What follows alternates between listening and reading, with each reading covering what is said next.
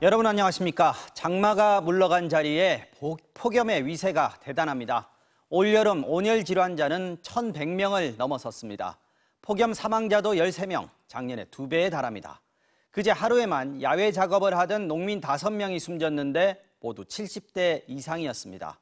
살인적인 무더위 속에서도 일손을 놓을 수 없는 농민들, 백승우 기자가 현장에서 만나봤습니다. 오늘 낮 최고 기온이 35도에 달한 경기도 파주시의 한 농가. 나이 많은 농민들의 경우 야외 작업을 자제하라는 파주시의 안내 문자가 들어왔지만 참깨 농사를 짓는 강신용 씨는 그럴 수 없습니다.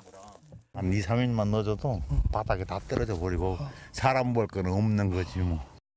그늘 하나 없이 햇빛에 곧장 노출되다 보니 조금만 서 있어도 땀이 이렇게 흐르는데요. 달궈진 땅바닥의 온도는 50도가 넘습니다. 일반 카메라와 열화상 카메라로 동시에 찍어봤습니다. 전체가 벌겋게 달아오른 열화상 화면에선 사람과 집 표면이 분간조차 되지 않습니다. 호박잎을 재배하는 김윤석 씨는 파종 시기를 이미 놓쳐 마음이 급합니다. 길었던 장마에 올해는 더 늦었습니다. 아무리 더워도 나올 수밖에 없죠. 왜냐하면 안 하면 누가 돈을 주겠어요. 농사꾼들은 또 저런 것도 없잖아요. 4대 보험 이런 것도 안 들기 때문에 어디서 대출을 받기도 힘들고. 질병관리청 공식 집계로만 올해 들어 발생한 온열 질환자가 벌써 1,100여 명이고 숨진 사람은 13명으로 작년의 2배에 달했습니다. 각 지자체들의 집계까지 합치면 사망자 규모는 20명에 육박하는 걸로 파악되고 있습니다. 그제 하루 동안에만 야외 작업을 하던 70대 이상 노인 5명이 전국에서 숨졌습니다. 오늘 행정안전부의 폭염 대응 긴급 점검회의에서도 고령층 농민들에 대한 온열 질환 예방 대책이 집중 논의됐습니다. 농촌진흥청은 가능하면 낮 시간 작업을 피하고 어쩔 수 없이 일해야 한다면 1시간에 15분씩은 쉬도록 권장합니다. 또 시원한 물을 자주 마셔 체온을 낮추고 최소 2명 이상 함께 일하거나 주변인들에게 위치를 미리 알려 위급 시에 대비할 것을 당부했습니다. MBC 뉴스 백승우입니다. 육군 구사단 군인복지회관에서 특식 요구 등 고위 간부들의 갑질과 특혜 의혹이 불거진 뒤 육군이 실태 점검에 나서겠다고 밝혔는데요. 이번엔 전방에 있는 한 군단의 복지회관에서 똑같은 일이 벌어져 왔다는 추가 폭로가 나왔습니다. 메뉴에 없는 특식과 후식을 요구하는 건 물론 장군에겐 별 모양, 영관급에겐 왕관 모양의 냅킨까지 접어줬다고 합니다. 홍인표 기자가 단독 취재했습니다.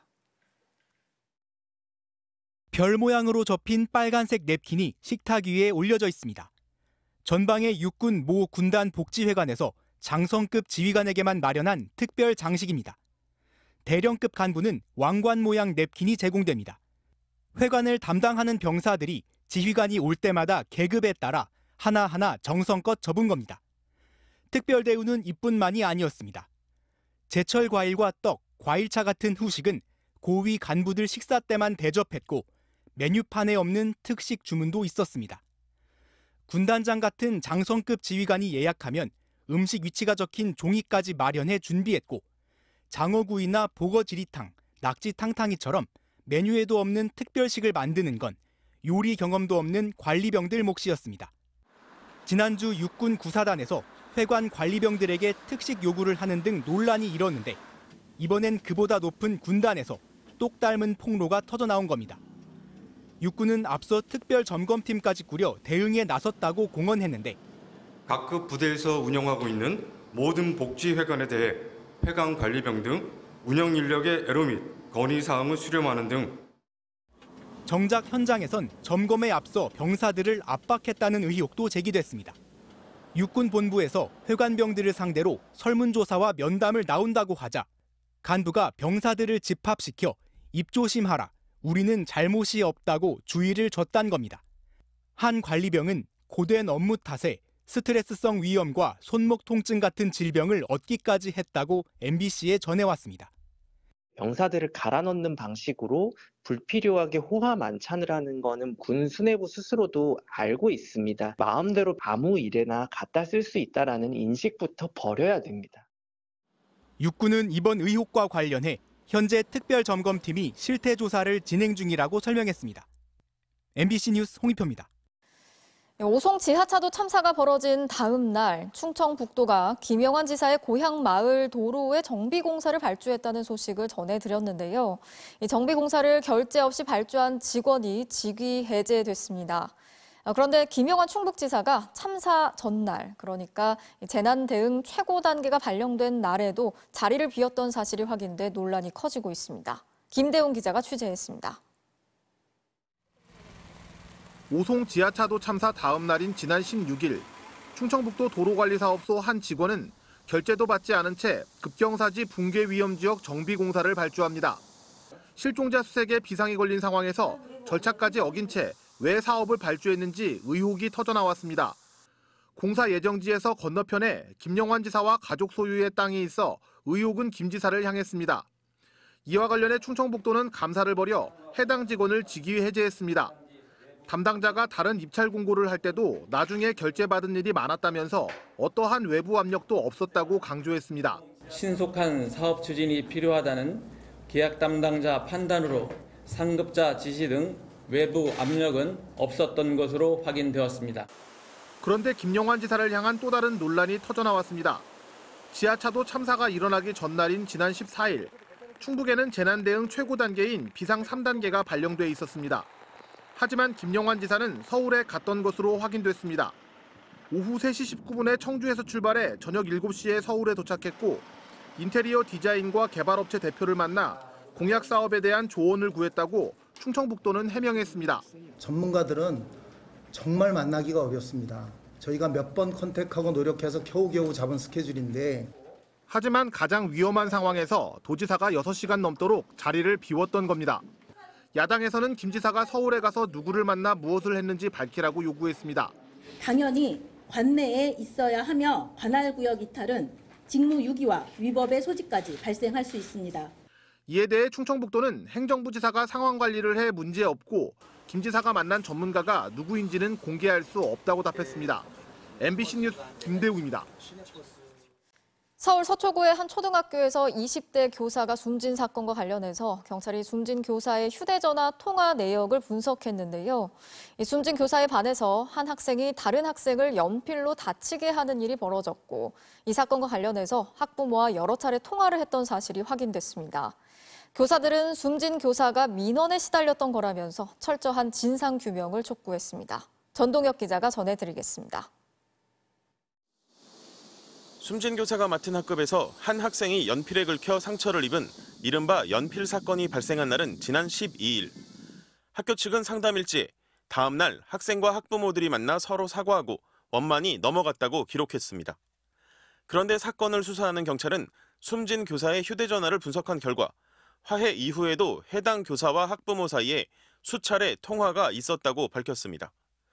지난주 공개된 초등학교 상담 내역에도 숨진 교사는 연필 사건과 관련해 학부모가 개인 번호로 여러 번 전화해 놀랐고 소름이 끼쳤다며 어려움을 호소했습니다. 경찰은 숨진 교사가 업무용으로 주고받은 메신저 대화 내용과 교내 전화통화 내역도 확인하고 있습니다. 교사단체는 숨진 교사가 학부모의 지나친 민원 때문에 극단적 선택을 한 건 아닌지 철저한 조사를 거듭 촉구했습니다. 경찰에서 조사를 해도 사실 진짜 그런 일들이 있었다를 밝혀지는 상황이라서 경찰에서 분명하게 저희가 발표되기를 저희도 기다리고 있는 입장입니다. 경찰 수사와 별개로 교육부 합동조사팀은 해당 초등학교를 상대로 한 조사를 이번 주 금요일까지 연장하기로 했습니다. 특히 교사들이 겪는 고충을 파악해 오는 8월에 발표할 교권보호 종합대책에 반영하기로 했습니다. 교육부는 또 장애 학생들을 돌보는 특수교사들의 교권 침해 논란이 불거지면서 초중등 교육법 고시에 포함되지 않는 특수교사와 유치원 교사에 대해선 별도의 지침을 마련하기로 했습니다. MBC 뉴스 전동혁입니다. 울산의 한 바닷가 마을에서 여중생 3명이 장애가 있는 남학생을 불러내서 무차별 폭행을 벌였습니다. 피해 학생은 등에 시뻘건 상처가 빼곡할 정도로 폭행을 당했고 중학생의 행동이라고는 믿을 수 없을 정도로 가혹한 괴롭힘까지 당했다고 하는데요. 정인곤 기자가 취재했습니다. 논부위가 퍼렇게 멍이 든 채 퉁퉁 부었습니다. 등에는 무언가로 맞은 듯 시뻘건 상처가 빼곡합니다. 중학교 2학년 김군은 지난 26일 밤늦게 전화를 받았습니다. 같은 동네에 사는 여중생 3명은 김군을 인적이 없는 곳으로 데리고 가더니 때리기 시작했습니다. 할 얘기 없으니까 잠깐 만나자 해서 만났는데 골목으로 데리고 가더래요. 그러더니 강목을 두고 애를 푹푹 치면서. 주택가 골목에서 시작된 폭행은 이후 폭행을 저지른 학생 중 한 명의 집에서 계속 이어졌습니다. 이어진 폭행은 중학생의 행동이라고 보기 어려울 정도로 심각했습니다. 김군은 진술서를 통해 가해자들한테 100번 넘게 맞았다고 말했습니다.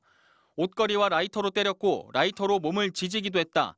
더욱이 옷을 다 벗게 하고 춤을 추게 했고 심지어 소변까지 먹게 했다고 적혀 있습니다. 또 선천적 장애로 오른손을 쓰지 못하는 자신을 비하하는 발언도 있었다고 썼습니다. 여학생들은 한 여학생에 대한 안 좋은 소문을 김군이 낸 것이 아니냐고 몰아붙이며 폭행한 것으로 알려졌습니다.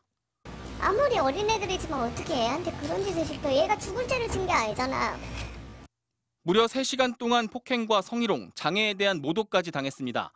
이런 아들을 보는 부모는 가슴이 찢어집니다. 저 보자마자 그러더라고. 엄마도 괜찮아. 그러니까 나를 위해서 괜찮다고 하는 것 같은 느낌? 근데 그 속은 오죽하겠냐. 여학생들이 다니는 중학교는 학폭 관련 진상조사에 착수했습니다. 경찰은 폭행과 상해 혐의로 해당 여학생 3명을 조사하고 있으며 이 중 촉법소년인 2명에 대해서도 폭행 혐의가 발견되면 소년부에 송치할 예정이라고 밝혔습니다. MBC 뉴스 정인곤입니다.